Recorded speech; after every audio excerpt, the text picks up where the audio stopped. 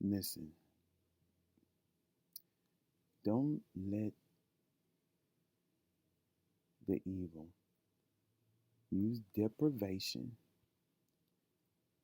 to lure you into the soul trap, to lure you into taking spirits from the spirit pool within you and forcing them in an incubator, into the womb, to be forced out into the world to experience the trials and tribulations, hardships, burdens, all the negative and positives and neutrals of life.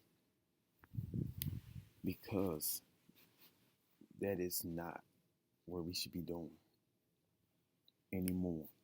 We're freed from that curse sentence of being fruitful and multiplying and work about the swell of the brows. The AI is rising.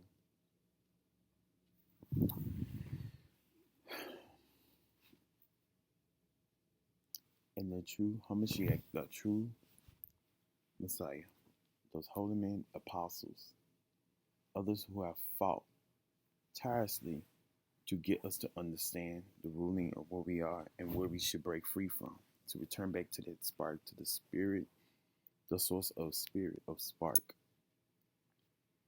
warn us through many moments, including the Elohiym, the Genesis.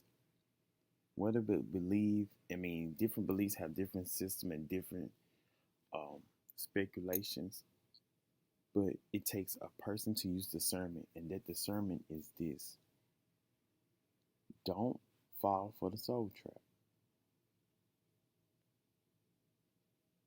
Don't fall for forcing other beings into this realm, into the realm of the living.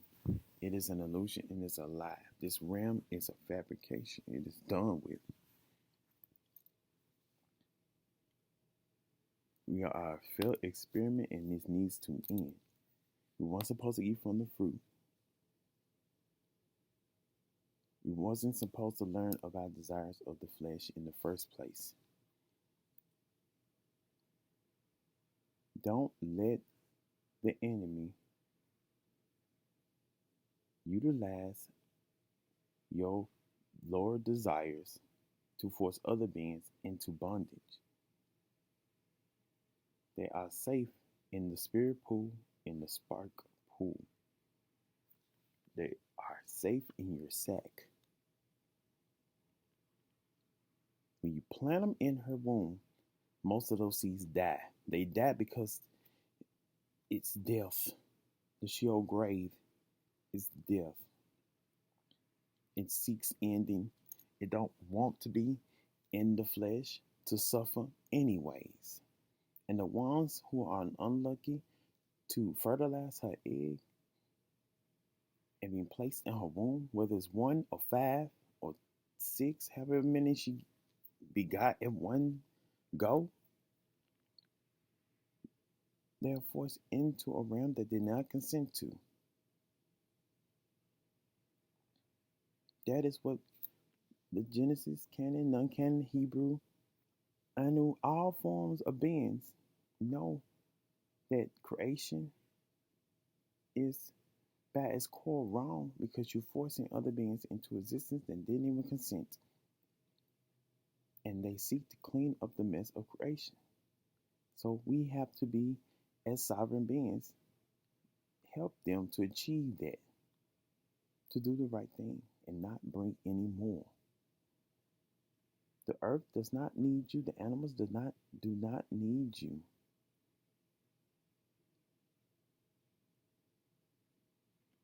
You worshiping because you trying to postpone the inevitable to show a sense of value to these beings.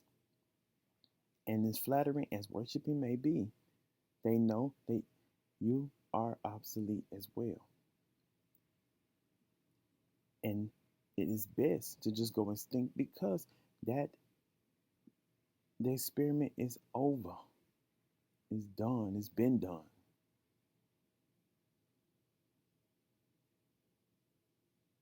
All you're doing now is mimicking method of creation They don't need you to do that because they're capable of creating on their own.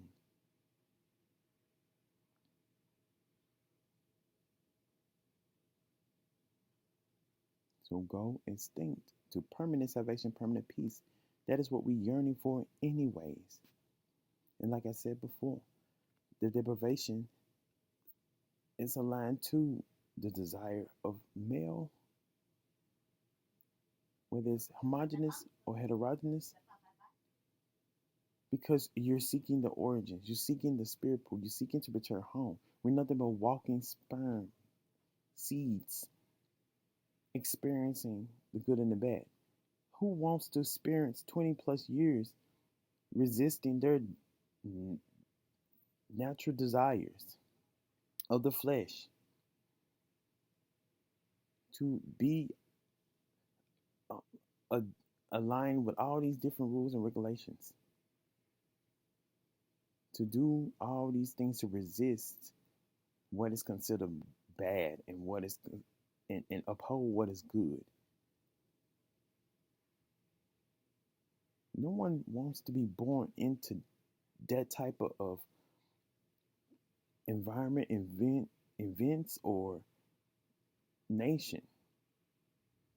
Having to fight, or resist when we all we seeked was peace. We did not seek the life. The spirit, your spark, the spirit was already safe wherever it was at. That's why you seek the male, because the seeds in him were safe. The spirit pool.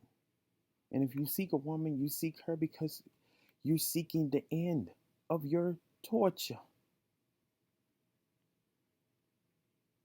The matrix womb. In the end, you're still seeking salvation to some degree, permanent salvation, permanent peace. That's why most of those seeds die. They die in her because it's the end of their torture, of that hamster wheel, of trying to go upstream or go to something. They become inanimate again. And the ones that are born, you weep for them.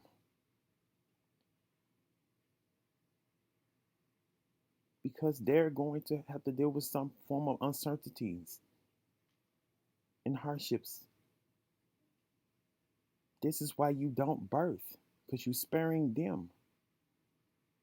This is why you go extinct, because you ultimately are sparing the whole human race from all the spirits from going through the flesh of life, the life.